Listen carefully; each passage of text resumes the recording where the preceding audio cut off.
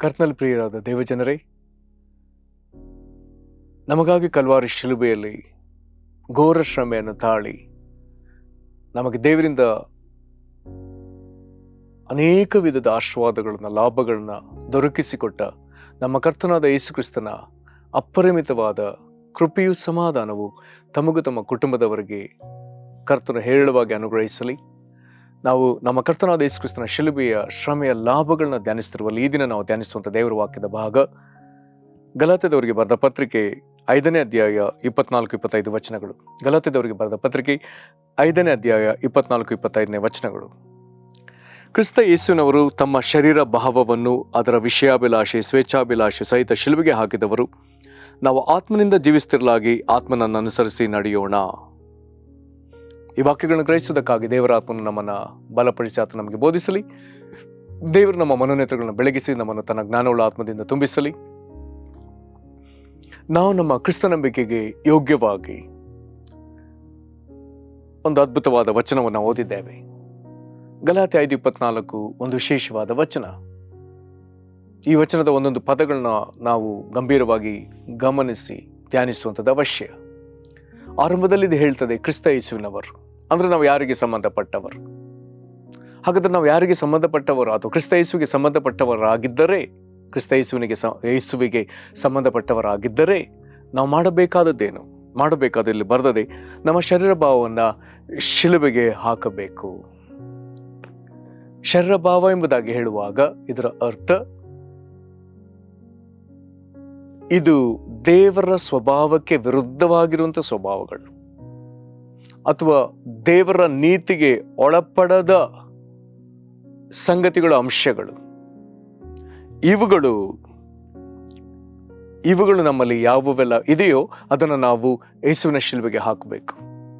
ಈ ಶರೀರ ಭಾವ ಎನ್ನುವಂಥ ದೇವರಿಗೆ ವಿರುದ್ಧವಾದ ಸ್ವಭಾವಗಳನ್ನ ಯೇಸುವಿನ ಶಿಲುಬೆಗೆ ಹಾಕಿ ನಾಶಪಡಿಸುವಂತೆ ಅದನ್ನು ಹಾಕುವಾಗ ಅದರಲ್ಲಿ ಮತ್ತೆ 2 ಸಂಗತಿಗಳಿರುವುದನ್ನು ಇಲ್ಲಿ ಮಾತನಾಡ್ತದೆ. ತಮ್ಮ ಶರೀರ ಭಾವವನ್ನು ಅದರ ವಿಷಯಾಭಿಲಾಷೆ ಸ್ವೇಚ್ಛಾಭಿಲಾಷೆ ಸಹಿತ ಶಿಲುಬೆಗೆ ಹಾಕಿದವರು. ಅಂದ್ರೆ ಈ ವಿಷಯಾಭಿಲಾಷೆ ಸ್ವೇಚ್ಛಾಭಿಲಾಷೆ ಎನ್ನುವಂಥ ಈ ಪದವನ್ನ ನಾವು ಒಂದು ವೇಳೆ ಸರಳವಾಗಿ ಮಾಡುವುದಾದರೆ ಅಥವಾ ಸರಳಕರಿಸಿದ್ರೆ, ವಿಷಯಾಭಿಲಾಷೆ ಎನ್ನುವಂಥ ಈ ಪದಕ್ಕೆ ಸಮಪದ ಪಾಪ, ಸ್ವೇಚ್ಛಾಭಿಲಾಷೆ ಎನ್ನುವಂಥ ಈ ಪದಕ್ಕೆ ಸಮಪದ ಅಪರಾಧ ಎಂಬುದಾಗಿ ನಾವು ನೋಡ್ಲಿಕ್ಕೆ ಸಾಧ್ಯವಾಗ್ತದೆ. ಹಾಗಾದರೆ ಈ ಪಾಪ ಅಪರಾಧ ಏನು ಈ ಪಾಪ ಅಂದರೆ ಏನು, ಅಪರಾಧ ಅಂದರೆ ಏನು ಎನ್ನುವಂಥ ಪ್ರಶ್ನೆ ನಮ್ಮೊಳಗುಂಟಾದರೆ ಇದನ್ನು ಸಹ ಗ್ರಹಿಸೋದು ಬಹಳ ಸುಲಭ. ಪಾಪ ಎಂಬುದಾಗಿ ಇಲ್ಲಿ ಹೇಳುವಾಗ ಅಥವಾ ವಿಷಯಾಭಿಲಾಷೆ ಎಂಬುದಾಗಿ ಹೇಳುವಾಗ ಇದರ ಅರ್ಥ ನಮ್ಮೊಳಗೆ ಎಷ್ಟೋ ಪಾಪದ ಸ್ವಭಾವಗಳಿವೆ. ಇದು ಸ್ವಭಾವದಲ್ಲಿರುವ ಪಾಪ. ಇನ್ನೊಂದು ಕಡೆ ಸ್ವೇಚ್ಛಾಭಿಲಾಷೆ, ಸ್ವ ಇಚ್ಛೆಯಿಂದ ನಾವು ನೆರವೇರಿಸುವ ನಮ್ಮ ಅಭಿಲಾಷೆಗಳು, ಇದು ಕ್ರಿಯೆಯಲ್ಲಿರುವಂಥ ಪಾಪ. ಇದನ್ನ ಇನ್ನೊಂದು ಪದದಲ್ಲಿ ಅಪರಾಧ ಎಂಬುದಾಗಿ ಕರೀತಾರೆ. ಕ್ರಿಯೆಯಲ್ಲಿರುವಂಥ ಪಾಪವನ್ನ ಅಪರಾಧ ಎಂಬುದಾಗಿ ಕರೀತಾರೆ. ಹಾಗಾದ್ರೆ ನಮ್ಮ ಕ್ರಿಯೆಯಲ್ಲಿರುವ ಪಾಪ, ಸ್ವಭಾವದಲ್ಲಿರುವ ಪಾಪ ವಿಷಯಾಭಿಲಾಷೆ, ಕ್ರಿಯೆಯಲ್ಲಿರುವ ಪಾಪ ಇದು ಸ್ವೇಚ್ಛಾಭಿಲಾಷೆ. ಅಂದ್ರೆ ಪಾಪ ಅಪರಾಧ ಎಂಬ ಪದದಲ್ಲಿ ಅದನ್ನ ಗ್ರಹಿಸಬಹುದು. ಹಾಗಾದ್ರೆ ನಮ್ಮ ಶರೀರ ಭಾವದೊಳಗೆ ಸ್ವಭಾವದಲ್ಲಿಯೂ ಪಾಪವಿದೆ, ಮೇಲೆ ತೋರಿಕೆಯಲ್ಲಿ ಕ್ರಿಯೆಯಲ್ಲಿಯೂ ಪಾಪವಿದೆ.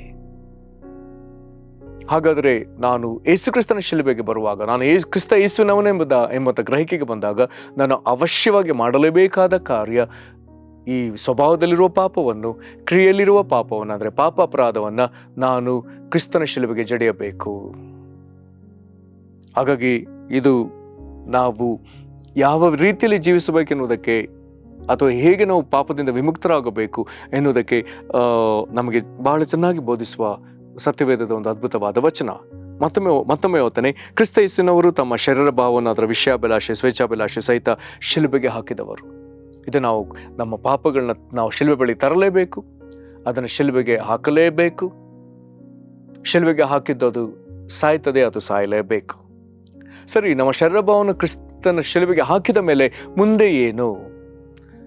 ಶರೀರ ಭಾವಕ್ಕೆ ವಿರುದ್ಧವಾಗಿರುವಂಥ ಇನ್ನೊಂದು ಸಂಗತಿ ಆತ್ಮನಿಗನುಗುಣವಾಗಿ ನಡೆಯುವಂಥದ್ದು. ಆತ್ಮನಿಗನುಗುಣವಾಗಿ ನಡೆಯುವುದಕ್ಕೆ ವಿರುದ್ಧವಾದದ್ದು ಶರೀರ ಭಾವ. ಕಾರಣ ಶರೀರ ಭಾವದಲ್ಲಿ ದೇವರಿಗೆ ವಿರುದ್ಧವಾದ ಸ್ವಭಾವ ಇದೆ. ಆತ್ಮನಿಗನುಗುಣವಾಗಿ ನಡೆಯುವಾಗ ದೇವರಿಗೆ ಮೆಚ್ಚುಗೆ ಆಗುವಂಥ ಅಥವಾ ದೇವರ ಸ್ವಭಾವಕ್ಕೆ ಒಪ್ಪುವಂಥ ಸ್ವಭಾವವು ಅಲ್ಲಿದೆ. ಇದನ್ನು ಪವಿತ್ರಾತ್ಮ ನಮ್ಮೊಳಗೆ ಕೊಡ್ತಾನೆ. ದೇವರ ಸ್ವಭಾವವೇನೋ ಅದನ್ನು ಪವಿತ್ರಾತ್ಮ ನಮ್ಮೊಳಗೆ ಕೊಡ್ತಾನೆ. ಹಾಗಾದರೆ ಶರೀರ ಭಾವನ ಶಿಲ್ಬೆಗೆ ಹಾಕಿದ ಮೇಲೆ ಈಗ ನನ್ನ ಮುಂದಿನ ನಡೆ ಏನು?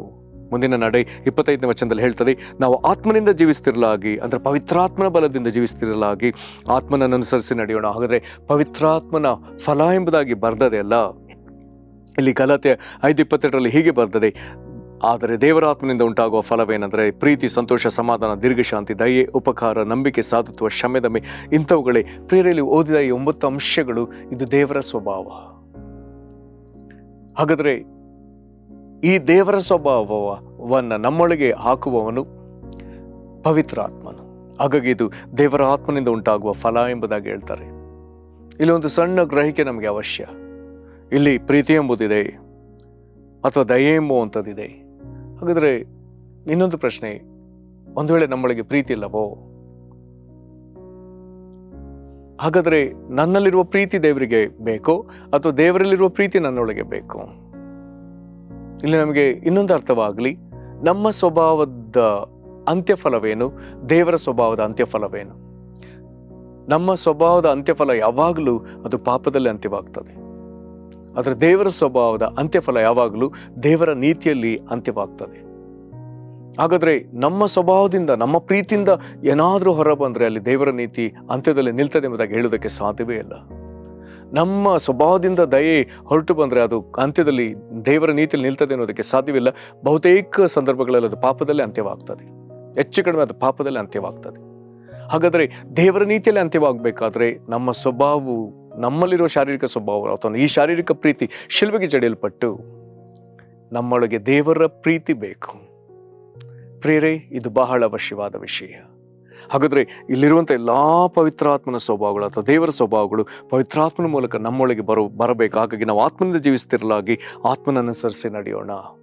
ದೇವರೇ, ಹಾಗಾದರೆ ಇದಕ್ಕಾಗಿ ದೇವರು ನಮಗೆ ಪವಿತ್ರಾತ್ಮನನ್ನು ಕೊಟ್ಟಿದ್ದಾನೆ. ನಮ್ಮ ದೇವರು ನಮಗೆ ತನ್ನ ಆತ್ಮನನ್ನು ವಾಗ್ದಾನ ಕೊಟ್ಟಿರುವುದರಿಂದ ಈ ಪವಿತ್ರಾತ್ಮನ ಬಲದಿಂದ ಜೀವಿಸುವ ಜೀವಿತ ಮಾತ್ರವೇ ಇದು ಆತ್ಮೀಕ ಜೀವಿತ, ಇದು ಮಾತ್ರವೇ ಸ್ಪಿರಿಚುವಲ್ ಲೈಫ್. ಇಲ್ಲವಾದರೆ ನಾವೆಷ್ಟೇ ಆತ್ಮಿಕ ಜೀವಿತ, ಎಷ್ಟೇ ಸ್ಪಿರಿಚುವಲ್ ಲೈಫ್ ಅಂತ ಹೇಳಿಕೊಂಡ್ರೆ ಏನೂ ಪ್ರಯೋಜನವಿಲ್ಲ. ನಮ್ಮ ಸ್ವಭಾವದಲ್ಲೇ ಜೀವಿಸಿ, ನಮ್ಮ ಸ್ವಭಾವದಲ್ಲೇ ಧಾರ್ಮಿಕ ಆಚರಣೆಗಳನ್ನ ಆಚರಿಸಿ ನಾನೊಬ್ಬ ಧಾರ್ಮಿಕ ವ್ಯಕ್ತಿ ಅಥವಾ ಆತ್ಮಿಕ ವ್ಯಕ್ತಿ ಅಥವಾ ಸ್ಪಿರಿಚುವಲ್ ಮ್ಯಾನ್ ಅಥವಾ ಸ್ಪಿರಿಚುವಲ್ ಪರ್ಸನ್ ಎಂಬುದಾಗಿ ಹೇಳಿಕೊಂಡ್ರೆ ಯಾವ ಅರ್ಥವೂ ಇಲ್ಲ. ನಮ್ಮ ಶರೀರ ಭಾವವನ್ನು, ನಮ್ಮಲ್ಲಿರೋ ಸ್ವಭಾವಗಳನ್ನ ಶಿಲುಬೆಗೆ ಹಾಕಲೇಬೇಕು. ಯೇಸು ಕ್ರಿಸ್ತನನ್ನು ನಂಬಿದ್ರಿಂದ ದೇವರು ನಮಗೆ ಕೊಡುವ ಪವಿತ್ರಾತ್ಮನ ಹೊಂದಿಕೊಂಡು, ಪವಿತ್ರಾತ್ಮನಿಂದ ನಮಗೆ ದೊರಕುವ ದೇವರ ಸ್ವಭಾವಗಳನ್ನು ಧರಿಸಿಕೊಂಡು ಆ ಸ್ವಭಾವವನ್ನು ವ್ಯಕ್ತಪಡಿಸುವ ಜೀವಿತವೇ ಇದು ಆತ್ಮಿಕ ಜೀವಿತ. ಇದಕ್ಕೆ ನಮ್ಮನ್ನು ಒಪ್ಪಿಸಿಕೊಡೋಣ. ಈ ಜೀವಿತವನ್ನೇ ಜೀವಿಸಬೇಕು. ಈ ಜೀವಿತದಿಂದ ಮಾತ್ರವೇ ನಮಗೆ ದೇವರಿಂದ ಲಾಭವಾಗ್ತದೆ. ಮಹಾಕೃಪೆಯ ಪರಲೋಕ ತಂದೆಯೇ, ಕರ್ತನ ನಮ್ಮ ಶರೀರ ಭಾವವನ್ನು ನಾವು ಕ್ರಿಸ್ತ ಯೇಸುವಿನವರಾಗಿ ನಿನಗೆ ದೇವರೇ ನಿನ್ನನ್ನು ಕೆಣಕುವಂಥ, ನಿನಗೆ ಕೋಪವನ್ನು ಎಬ್ಬಿಸುವಂಥ ಅಥವಾ ನಿನಗೆ ಇಷ್ಟವಿಲ್ಲದಂಥ ಅಥವಾ ನಿನ್ನ ಬೇಸರಪಡಿಸುವಂಥ ನಮ್ಮಲ್ಲಿರುವಂಥ ಶರೀರ ಭಾವದ ಸಕಲ ಸಂಗತಿಗಳು, ಅದರಲ್ಲಿರುವಂಥ ಪಾಪದ ಸ್ವಭಾವ, ಪಾಪದ ಕ್ರಿಯೆಗಳು ಅಂದರೆ ಪಾಪ ಅಪರಾಧಗಳು ಅಥವಾ ವಿಷಯಾಭಿಲಾಷೆ, ಸ್ವಚ್ಛಾಭಿಲಾಷೆ, ದೇವರಿಂದ ನಾವು ಗ್ರಹಿಸಿದವರಾಗಿ ಅದನ್ನು ನಾವು ಕ್ರಿಸ್ತನೇ ನಿನ್ನ ಶಿಲುಬೆಯಲ್ಲಿ ಜಡಿತೇವೆ. ಶಿಲ್ಬೆಗೆ ಜಡಿಯಲ್ಪಟ್ಟದ್ದು ಸಾಯುವುದರಿಂದ ದೇವರ ನಮ್ಮ ಪಾಪಾದಿನ ಸ್ವಭಾವ ಪಾಪದ ಸ್ವಭಾವ ಎಲ್ಲವೂ ಕ್ರಿಸ್ತನ ಶಿಲ್ಬೆಗೆ ಜಡಿಯಲ್ಪಟ್ಟು ಸಾಯಲಿ. ಕರ್ತನೆ, ನಾವು ಆತ್ಮನಿಂದ ಜೀವಿಸ್ತಿರಲಾಗಿ ಆತ್ಮನನ್ನು ಅನುಸರಿಸಿ ನಡೆಯೋಣ ಎಂಬುದಾಗಿ ಹೇಳಿದ್ರಿಂದ ದೇವರೇ, ನಾವು ಯೇಸು ಕ್ರಿಸ್ತನ ನಂಬಿದ್ರಿಂದ ನೀನು ನಮಗೆ ಕೊಡುವಂಥ ಪವಿತ್ರಾತ್ಮನನ್ನು ಹೊಂದಿಕೊಂಡು ಪವಿತ್ರಾತ್ಮನಿಂದ ದೇವರ ಸ್ವಭಾವಗಳು, ದೇವರಾತ್ಮನ ಫಲವನ್ನು ನಾವು ಹೊಂದಿಕೊಂಡವರಾಗಿ, ಓ ಮಹಾಕೃಪೆಯ ತಂದೆಯೇ, ನಾವು ನಮ್ಮ ಜೀವಿತದಲ್ಲಿ ಕರ್ತನೆ ದೇವರ ಸ್ವಭಾವಗಳನ್ನು ನಾವು ಹೊರಪಡಿಸಿ ಅದರಿಂದ ದೇವರ ನೀತಿಯನ್ನು ನೆರವೇರಿಸಲಿಕ್ಕೆ ಸಾಧ್ಯವಾಗುವಂತೆ ನಿನ್ನಮ್ಮನ್ನು ಆಶೀರ್ವದಿಸಿ ಬಲಪಡಿಸು. ಇದಕ್ಕಾಗಿ ನಮ್ಮನ್ನು ಒಪ್ಪಿಸಿಕೊಡುತ್ತೇವೆ. ಹೀಗಾಗುವಂತೆ ಈ ವಾಕ್ಯವನ್ನು ಕೇಳುತ್ತಿರುವಂಥ ಪ್ರತಿಯೊಬ್ಬರನ್ನು ಬಲಪಡಿಸಿ ನಡೆಸೆಂದು ಕೇಳಿಕೊಳ್ತಾನೆ, ಬರೋಣಕ್ಕಾಗಿ ಸಿದ್ಧಪಡಿಸೆಂದು ಕೇಳಿಕೊಳ್ತಾ ಕರ್ತನಾದ ಯೇಸು ಕ್ರಿಸ್ತನ ಹೆಸರಲ್ಲಿ ಬೇಡಿದ್ದೇವೆ ನಮ್ಮ ತಂದೆಯೇ, ಆಮೇನ್. ಕರ್ತನ ನಿಮ್ಮನ್ನು ಆಶೀರ್ವದಿಸಲಿ. ವಂದನೆಗಳು.